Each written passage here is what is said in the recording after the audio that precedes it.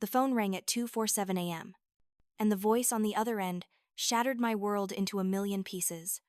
It was Lily, my 6-year-old niece, and she was whispering through tears. "Aunt Nat, they locked me in the closet again. I'm so hungry. It's so dark. Please help me."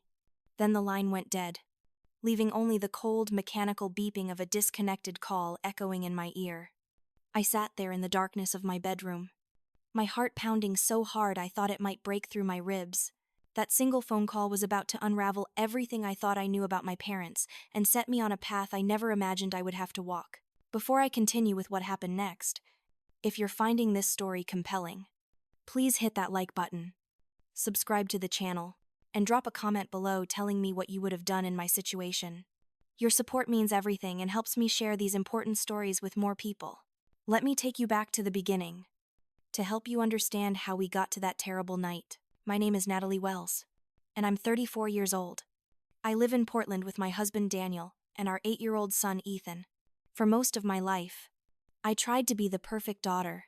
My parents, Gloria and Walter Harper, were not easy people to please.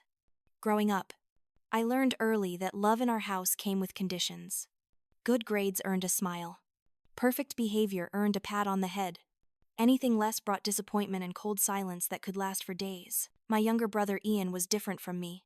Where I bent and molded myself to fit their expectations, Ian rebelled. He dropped out of college, got involved with the wrong crowd, and eventually spiraled into addiction. When he got his girlfriend Emma pregnant at 23, my parents were livid.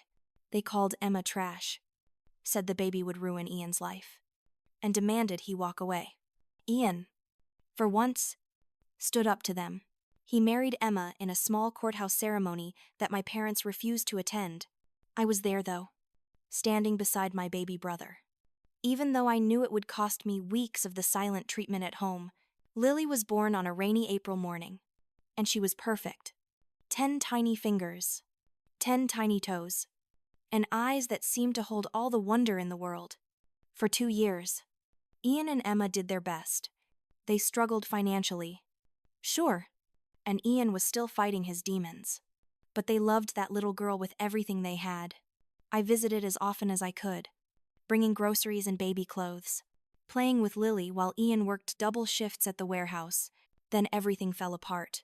Emma was killed by a drunk driver on her way home from work. Ian, already fragile, completely shattered. Within 6 months, he had relapsed hard. I found him passed out in his apartment one day with Lily sitting on the floor next to him, crying and hungry. That was the day Child Protective Services got involved. And somehow, impossibly, my parents convinced everyone they should take custody of Lily. I was suspicious from the start.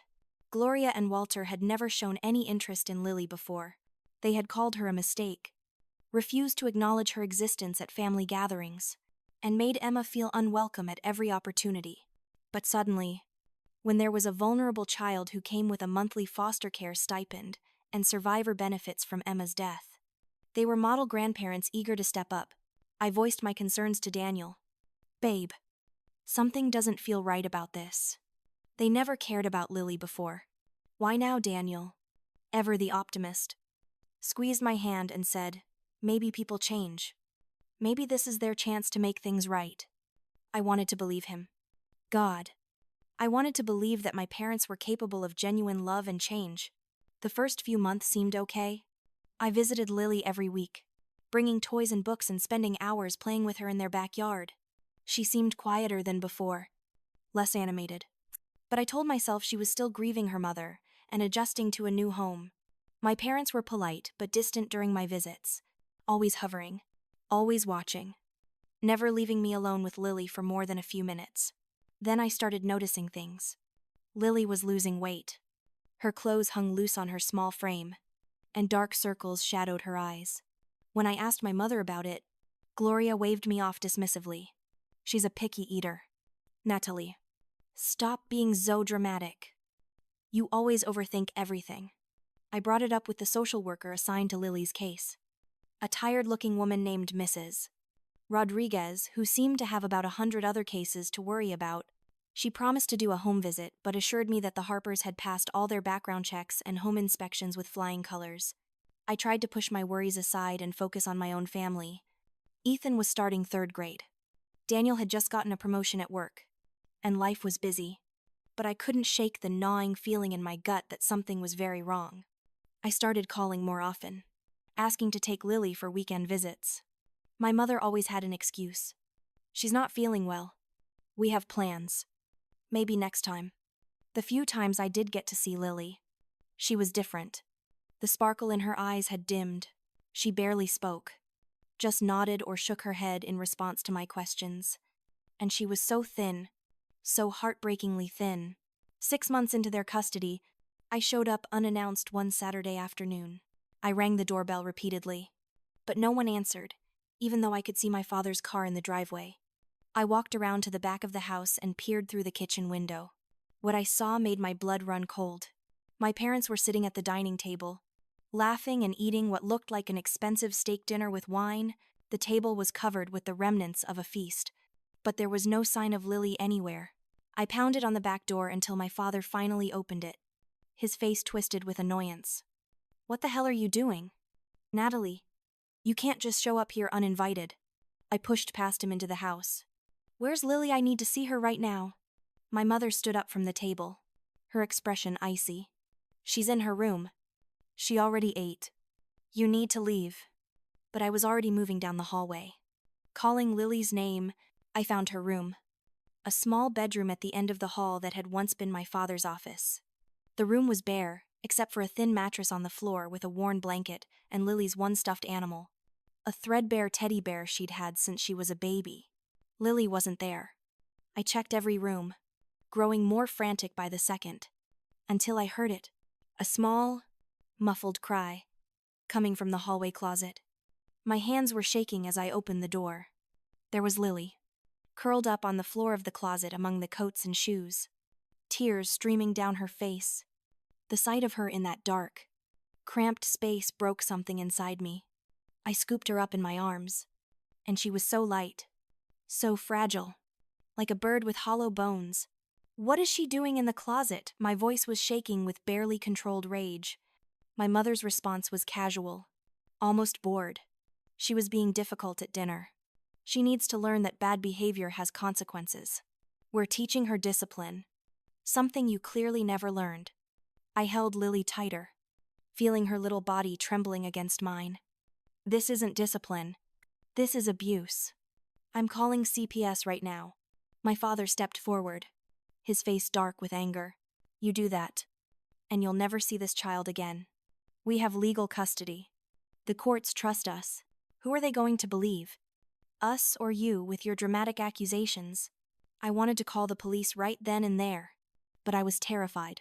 Terrified that they were right. That the system would side with them. That I would make things worse for Lily. So I made a decision I would regret for months. I carefully put Lily down, told her I would be back soon, and I left. I sat in my car in their driveway and sobbed until I couldn't breathe. When I got home, Daniel took one look at my face and knew something was terribly wrong. I told him everything. We called CPS that night and filed a formal complaint. Mrs. Rodriguez came out to investigate, but my parents had clearly prepared. The house was spotless. Lily was clean and dressed nicely, and my parents played the role of loving grandparents perfectly. Mrs. Rodriguez told me that while she appreciated my concern, there was no evidence of abuse, and perhaps I was having difficulty accepting that my parents could provide a good home for Lily when I hadn't been chosen as her guardian. That stung. It stung because part of me wondered if she was right. Was I just jealous? Was I projecting my own childhood issues onto this situation? But then I would remember Lily's face in that closet, the way her ribs were visible through her thin shirt, the defeat in her eyes. And I knew I wasn't imagining things. I became obsessed with finding proof. I drove by their house at odd hours, noting when they came and went. I befriended their neighbor, Sarah Miller, a kind woman in her 60s who lived next door. Over coffee one afternoon, Sarah confided in me. "Natalie, I don't like to gossip, but I'm worried about that little girl. I hear her crying at night sometimes. And I've seen your parents leave for hours, days even. leaving her alone in that house. I don't think they feed her properly. I've seen her looking through the trash cans in the alley. But when I called CPS, they said they'd already investigated and found nothing wrong. Armed with Sarah's statement, I contacted CPS again. This time, I got a different worker. A young man named David Chen, who actually seemed to care. He promised to do a thorough investigation. He visited the house multiple times, spoke to Lily's school, and interviewed neighbors. But every time, my parents were ready. Lily had been coached to say everything was fine. The house was always pristine during visits. And my parents painted me as a vindictive daughter with a grudge. Months passed. I was losing my mind with worry and frustration. Ethan started acting out at school because I was so distracted. Daniel tried to be supportive. But even he started to wonder if maybe we needed to step back and let the system do its job.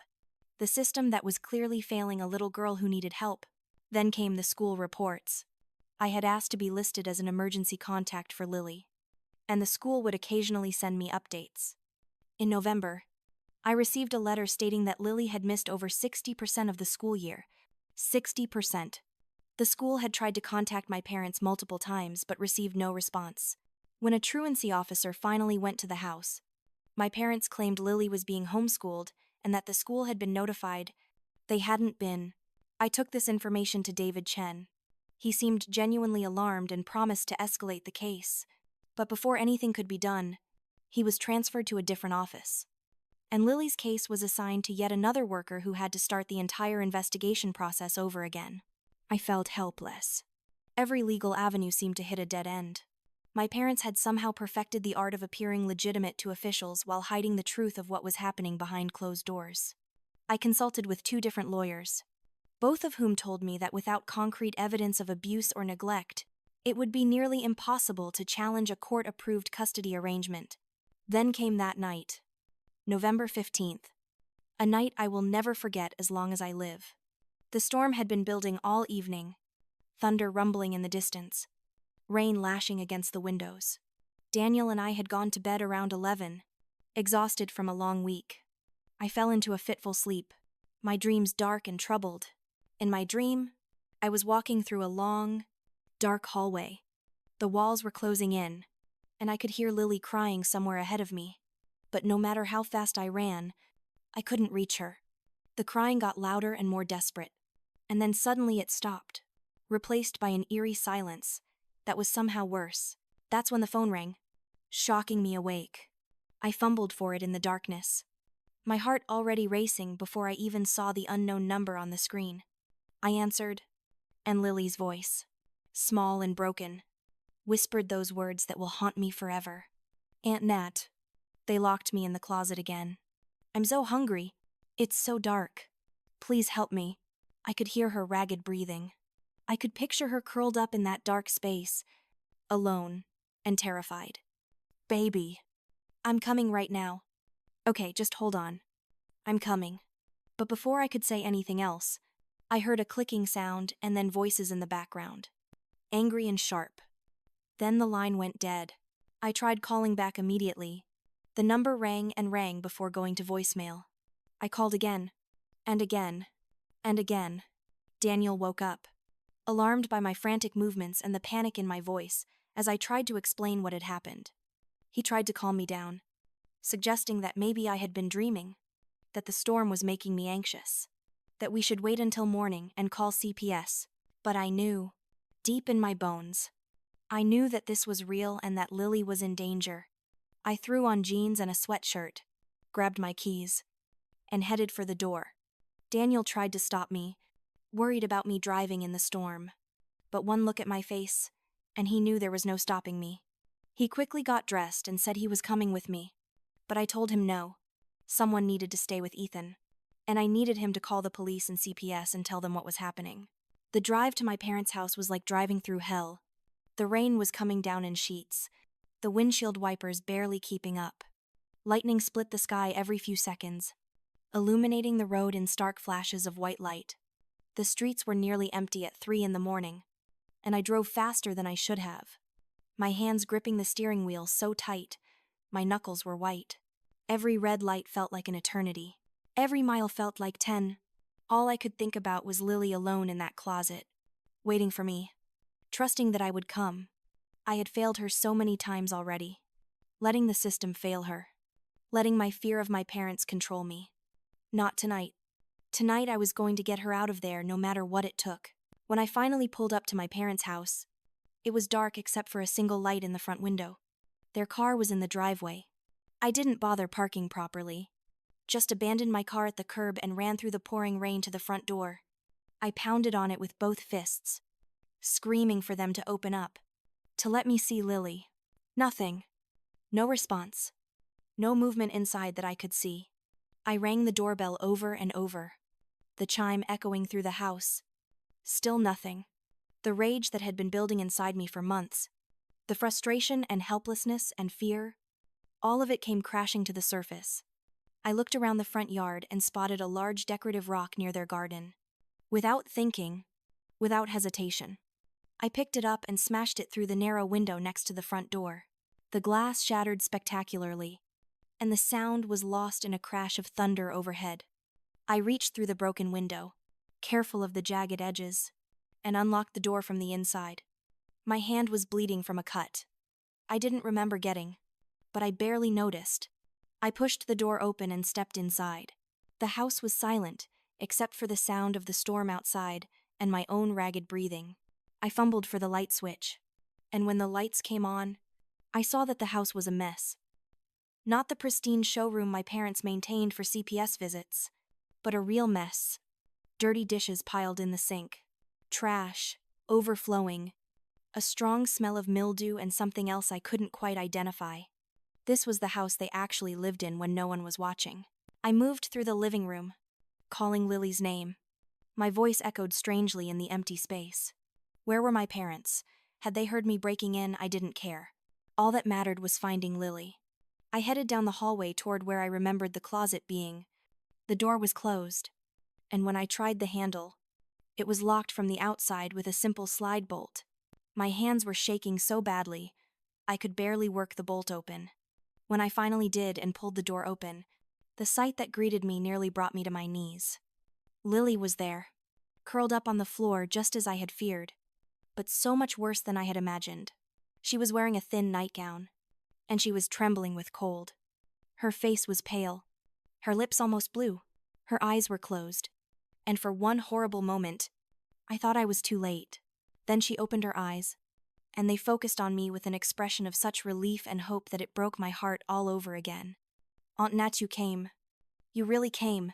I gathered her into my arms, and she weighed almost nothing. She buried her face in my shoulder and started to sob. These deep, wrenching sobs that shook her entire body. I held her as tight as I dared. Afraid I might hurt her, she was so fragile, and I made her a promise. Nobody is ever going to hurt you again. I swear to you. Baby. Nobody. I looked around the closet and saw a half-empty water bottle and a few pieces of stale bread on a paper towel. This is what they had been feeding her. This is how they had been keeping her. My vision went red with rage. But I forced myself to stay calm. Lily needed me to be strong right now. I wrapped my jacket around her and carried her toward the front door. That's when I heard footsteps on the stairs. My parents appeared. My father first. Looking furious and disoriented. What the hell do you think you're doing? You broke into our house. We're calling the police. My mother was right behind him. And when she saw Lily in my arms, her face twisted with something ugly. Put her down right now. Natalie. You have no right to touch her. But I did have a right. I had every right as a human being to protect a child from abuse. I kept walking toward the door. I'm taking her to the hospital. Don't try to stop me. My father moved to block my path, and his voice was threatening. You're not going anywhere.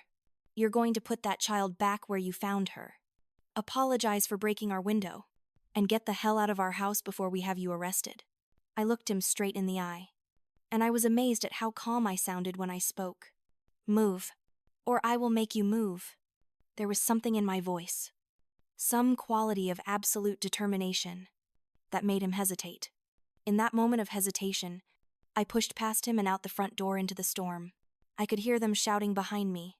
I could hear my mother screaming that I had kidnapped Lily, that I would pay for this. that they would make sure I never saw her again. I didn't stop. I didn't look back. I got Lily into my car, buckled her into the back seat, and drove straight to the nearest emergency room. She was shivering uncontrollably now, and I cranked the heat up as high as it would go.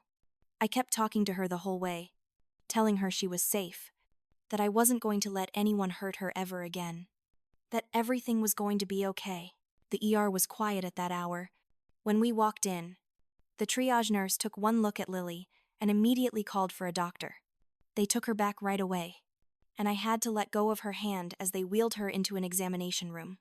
A kind nurse with graying hair and warm eyes sat me down in the waiting room and brought me a cup of terrible coffee and a towel for my wet hair. She didn't ask questions, just squeezed my shoulder and told me the doctors were going to take good care of her. Daniel arrived 20 minutes later with a bleary-eyed Ethan in tow. He pulled me into a hug, and I finally broke down, sobbing against his chest while he held me and told me I had done the right thing. The police arrived not long after. 2 officers, a man and a woman, who wanted to know what had happened. I told them everything, starting from the phone call and ending with me bringing Lily to the hospital. They took notes, asked questions, and promised to investigate. It was nearly 7 in the morning when Dr. Chen, no relation to David Chen from CPS, came out to talk to me. He was a middle-aged man with kind eyes behind wire-rimmed glasses. He sat down across from me and delivered the news that confirmed my worst fears. Lily is severely malnourished and dehydrated. Her weight is dangerously low for a child her age. We're running more tests, but it's clear she's been suffering from prolonged neglect. We're going to keep her here for at least a few days to get her stabilized and make sure there are no other underlying health issues. I need to ask you directly, do you have any reason to believe this child has been abused? I told him everything, every single thing I had witnessed, suspected, and reported over the past 8 months. He listened carefully, taking notes, his expression growing more grave with each detail. When I finished, he nodded slowly. I'm going to make sure CPS is contacted immediately, and I'll be documenting all of this in my report. This little girl is lucky to have you fighting for her, but I didn't feel lucky. I felt like I had failed Lily by not acting sooner, by trusting the system, by being afraid of my parents. Daniel must have seen it on my face because he took my hand and said, "You saved her. Nat, you saved her tonight when it mattered most. Don't forget that." CPS arrived a few hours later.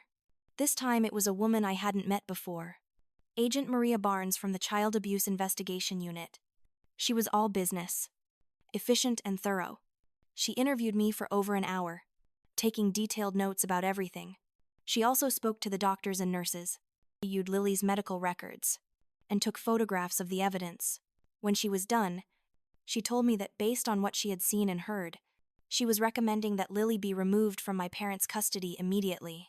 Relief flooded through me so intensely I felt dizzy, but Agent Barnes wasn't finished.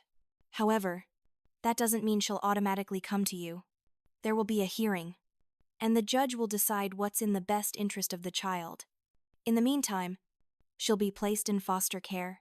I wanted to argue, to insist that I should be the one to take care of her. But Agent Barnes explained that because this was an active investigation and I was related to the accused parties, there were protocols that had to be followed. So Lily went into foster care. A nice family named the Johnsons, who specialized in emergency placements. I was allowed to visit her every day. And I did. Every single day for the next 3 weeks. I drove to their house and spent hours with Lily. She was slowly starting to gain weight, starting to smile again. But she still had nightmares. She would wake up screaming, thinking she was back in that closet. The Johnsons were patient and kind, but I could see in Lily's eyes that she didn't understand why she couldn't come home with me. How do you explain to a 6-year-old about court systems and investigations and legal protocols when all she wants is to feel safe? During this time, my parents were calling me non-stop. At first, the calls were angry. Threats of lawsuits, accusations that I had traumatized Lily by kidnapping her, claims that I would regret ruining their lives. When threats didn't work, they tried manipulation. How could you do this to us? Natalie, we're your parents. We raised you. We loved you. Is this how you repay us? You've always been ungrateful. I blocked their numbers. But they found other ways, They showed up at my house. They called Daniel's work. They sent letters filled with accusations and guilt trips. My mother even tried to show up at Ethan's school, which resulted in me having to get a restraining order. But I also started gathering evidence. Real. Concrete. Undeniable evidence. I went back to their house with Agent Barnes and a police officer. We documented everything. The filthy conditions. The locked closet. The lack of any proper sleeping arrangements for Lily. We found the bank statements showing that every penny of the foster care, stipend, and survivor benefits had been spent on luxury items for my parents, designer purses for my mother, expensive golf clubs for my father, multiple vacations to Vegas and Hawaii. Not a single receipt for children's clothing, school supplies, or food appropriate for a child. We found my mother's closet stuffed with designer clothes, furs, and jewelry. We found correspondence from the school district trying to reach them about Lily's truancy. We found everything we needed to build an ironclad case. Sarah Miller gave a formal statement about what she had witnessed. The school provided records of their repeated attempts to contact my parents and Lily's chronic absence. Dr. Chen from the hospital provided a detailed medical report. Agent Barnes compiled it all into a file that was several inches thick. Then came the day I had been waiting for, the custody hearing. I had hired a lawyer, Rebecca Stein, who came highly recommended for family law cases involving child abuse. She was a sharp woman in her 50s with steel gray hair and eyes that missed nothing. When we met to prepare for the hearing, she looked at all the evidence and said, "This is one of the clearest cases of neglect and financial exploitation I've seen in 20 years. We're not just going to win custody. We're going to make sure your parents face criminal charges." The hearing was held on a cold December morning in family court. The courtroom was smaller than I had expected. More like a conference room than the dramatic courtrooms you see on TV. Judge Martinez presided. A stern-looking woman in her 60s who had a reputation for not tolerating any nonsense when it came to children's welfare. My parents arrived with their lawyer, a slick-looking man named Richard Foster who specialized in defending people against child welfare cases. He had that look about him, like he knew every loophole and technicality in the book. My parents were dressed impeccably, playing the role of concerned innate, wounded grandparents. My mother even had the audacity to try to catch my eye and give me a pleading look, as if I might suddenly change my mind and save them. Rebecca Stein presented our case methodically and devastatingly. She started with the medical evidence, calling Dr. Chen to testify about Lily's condition when she arrived at the hospital. He described the severe malnutrition, the dehydration, the signs of prolonged neglect. He showed photographs that made several people in the courtroom gasp. The image of Lily's protruding ribs, the dark circles under her eyes, the way you could count every bone in her tiny body. Then came the financial records. Rebecca put the bank statements up on a screen for everyone to see. She highlighted every withdrawal, every expense, showing the pattern clearly. "Here, Your Honor, is where Mrs. Harper withdrew $500 on the same day. Lily should have been enrolled in school. Instead, we have receipts showing that money was spent at a luxury spa. Here is where Mr. Harper withdrew $3,000 from the Survivor Benefits Fund. Money meant for Lily's care. To purchase golf equipment." She showed the school attendance records. 89 days absent out of a possible 90 days in the first quarter of the school year. She showed the correspondence from the school. All unanswered. She showed photographs of the conditions in my parents' house. The locked closet. The makeshift prison they had created for a little girl, whose only crime was being born to parents who needed help. Sarah Miller testified next, her voice shaking but determined. She described the nights she heard Lily crying, and the times she saw my parents leave for days at a time. The occasions when she had tried to intervene only to be threatened with harassment charges. She had even managed to record one incident on her phone where you could clearly hear a child sobbing in distress. Agent Barnes testified about the investigation, the repeated reports that had been made, the way my parents had managed to present a false front during official visits while maintaining these horrific conditions behind closed doors. She explained how skilled some abusers are at fooling the system, and how this case had unfortunately slipped through the cracks until I had intervened. When it was the defense's turn, Richard Foster tried his best. He suggested that Lily was a difficult child, that my parents had done their best, under challenging circumstances, that the financial records were being misinterpreted, that the closet incident was a one-time mistake born of frustration, not a pattern of abuse. He tried to paint me as a jealous daughter with an axe to grind, someone who had always resented her parents and was now trying to destroy them, but Rebecca was ready for all of it. She called me to the stand. I was terrified, my hands shaking as I swore to tell the truth. But once I started talking, the words poured out. I described my childhood, the conditional love, the way I had always tried so hard to please them and never felt like it was enough. I described watching the same pattern play out with Ian, seeing him break under their impossible standards. I described my fears when they took custody of Lily, the warning signs I had noticed, the repeated attempts I had made to get help through proper channels, and I described that night, the phone call, the drive through the storm, finding Lily locked in that closet, the way she had looked at me with such hope in her eyes, the promise I had made her that nobody would hurt her again. By the time I finished, there were tears streaming down my face. But I felt stronger than I ever had before. Rebecca's final statement was powerful. Your Honor, this is not a case of grandparents who struggled but tried their best. This is a case of financial exploitation, deliberate neglect, and systematic abuse of a vulnerable child. The evidence is overwhelming. The defendant Gloria and Walter Harper took custody of this child not out of love, but out of greed. They saw dollar signs where they should have seen their granddaughter. They locked her in a closet and left her to starve, while they lived in luxury on money meant for her care. They deserve not only to lose custody permanently, but to face criminal prosecution. Foster tried to object, ours to argue, but even he seemed to know it was hopeless. The evidence was too strong, too clear. Judge Martinez called a brief recess to review everything, and those 20 minutes felt like the longest of my life. Daniel held my hand the whole time, and Rebecca looked confident. But I couldn't shake the fear that somehow, some way, my parents would find a way to escape consequences, like they always had. When Judge Martinez returned, her face was stern. She didn't waste time with pleasantries. I have reviewed all the evidence presented here today, and I am appalled. In 30 years on the bench, I have rarely seen such a clear-cut case of neglect and exploitation. The medical evidence alone is damning.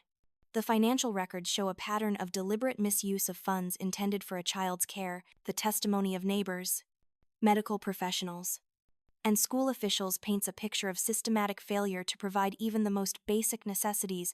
She turned to look directly at my parents. Mr. and Mrs. Harper, you were given a sacred trust when you were awarded custody of your granddaughter.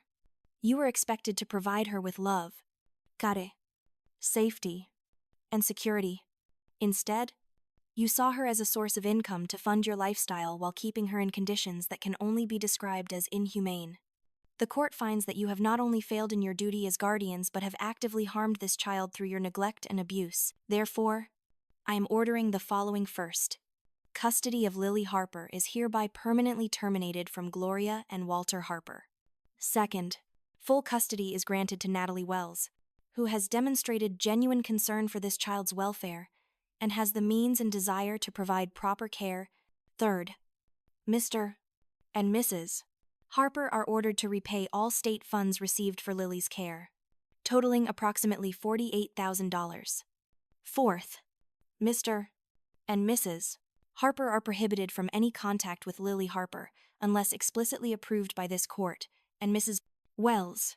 Fifth, I am recommending to the district attorney that criminal charges be filed against both Mr. and Mrs. Harper for child neglect, child abuse, and financial fraud. The courtroom erupted. My mother let out a wail that sounded almost inhuman. She turned in her seat to look at me, her face contorted with rage and disbelief. You did this. You destroyed us. You destroyed your own parents. I hope you're happy. I hope you can live with yourself. My father stood up, his face purple with anger. He pointed at me and shouted, "You are no daughter of mine. You hear me, you are dead to me." Judge Martinez slammed her gavel down. Mr. Harper, sit down and control yourself, or I will have you removed from this courtroom and held in contempt. But he kept going, kept shouting obscenities and threats until the bailiff physically escorted him out. My mother followed, still wailing, still cursing my name. I sat there in shock, unable to quite process that it was over. I had won. Lily was safe. She was mine now. Officially, legally mine, to protect and love. Rebecca was grinning, shaking my hand. Congratulating me. Daniel was hugging me, telling me how proud he was. But all I could think about was getting to Lily and telling her she was coming home. We went straight from the courthouse to the Johnsons' house. When Lily saw me, she ran into my arms like she always did. But this time I had something different to tell her. Guess what, sweetheart? You're coming home with us. For real this time, forever and ever. She pulled back to look at me, her eyes wide. Really, like, I get to stay with you and Uncle Daniel and Ethan forever. Forever. I promised her. And I meant it with every fiber of my being. The transition wasn't easy. Lily had been through so much trauma that it took time for her to feel truly safe. She had nightmares for months. She would wake up screaming, thinking she was back in that closet. She had anxiety around food, hoarding snacks in her room because she was afraid of going hungry again. She flinched when people raised their voices or made sudden movements. We got her into therapy with Dr. Susan Park, a child psychologist who specialized in trauma. Slowly, week by week, session by session, Lily started to heal.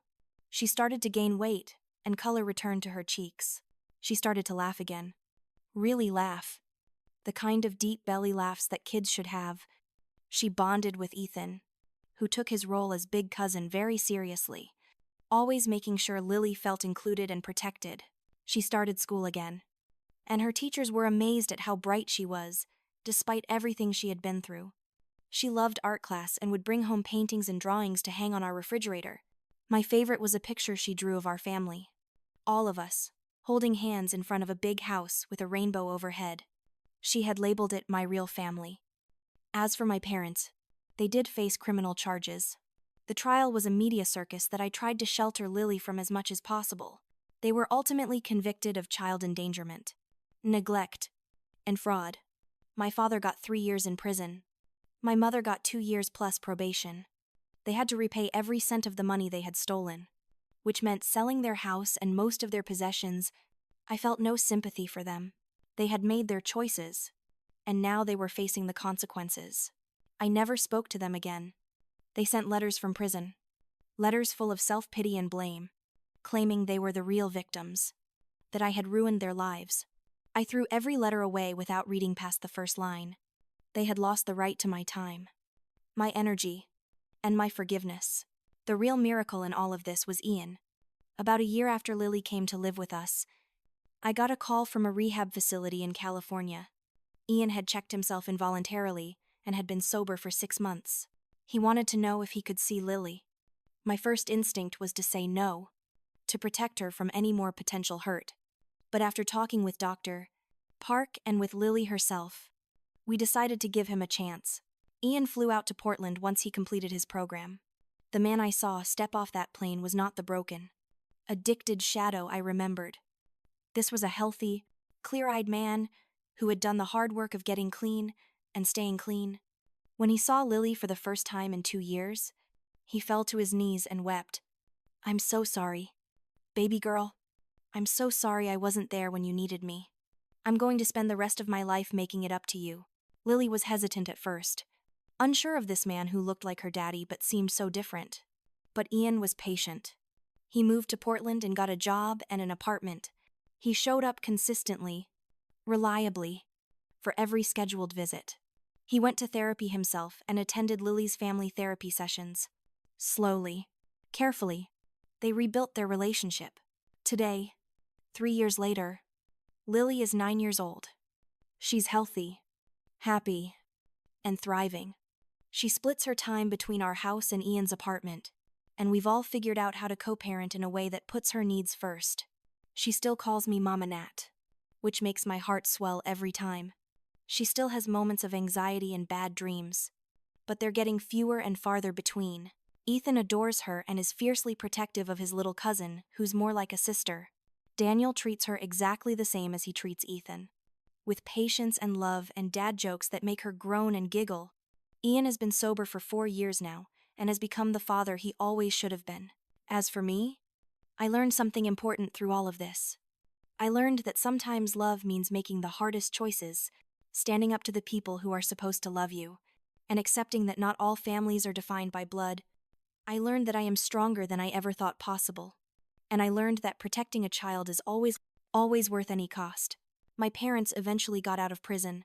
I heard through distant relatives that they moved to another state and told everyone there a fabricated story about how their terrible daughter had stolen their grandchild from them. They painted themselves as victims until the day they died. I never saw them again. Never spoke to them again. And I have no regrets about that decision. Lily knows the truth about what happened. We've never lied to her about it. She knows that sometimes the people who are supposed to love us fail us, but that doesn't mean we're not worthy of love. She knows that she was brave to call me that night, and that her courage saved her own life. And she knows that she is surrounded by people who would do anything to keep her safe. Every year on the anniversary of that night, the night I broke down their door and found her in that closet, we have what we call Brave Day. We celebrate her courage and her survival. We eat her favorite foods. We watch her favorite movies. And we remind her that she is loved, cherished, and safe. She will always be safe with us. If there's one thing I want people to take from this story, it's this. Trust your instincts when something feels wrong. Don't let fear or family loyalty keep you from protecting someone who needs help. The system doesn't always work. Sometimes you have to be willing to break the rules, to be called crazy, to be vilified by the people who should support you. Because at the end of the day, there is nothing more important than keeping a child safe. Nothing. Standing up to my parents cost me a lot. It cost me any relationship with them. It cost me the fantasy I had held on to that they might someday become the parents I always wanted them to be. It brought judgment from people who thought I should have tried harder to work things out, who thought I was tearing a family apart. But when I look at Lily now, healthy and whole and happy, I know I would do it all again in a heartbeat. She was worth it. She will always be worth it. So here's my question for you. If you were in my position that night, if you got that phone call in the middle of a storm, what would you have done? Would you have had the courage to break down that door? Would you have been willing to face your own parents in court? And if you see something, if you know a child is suffering, will you have the courage to speak up even when it's hard? Even when it costs you something? I hope my story inspires you to be that person. Because somewhere out there, there's a child waiting for someone to be brave enough to save them. Don't let it be too late. If this story moved you, if it made you think, please hit that like button and subscribe to hear more stories like this. And drop a comment below telling me what you would have done, or if you've ever had to make a difficult choice to protect someone you love. Your engagement helps these important stories reach more people who might need to hear them. Thank you for listening. And remember that sometimes the most courageous thing you can do is refuse to stay silent.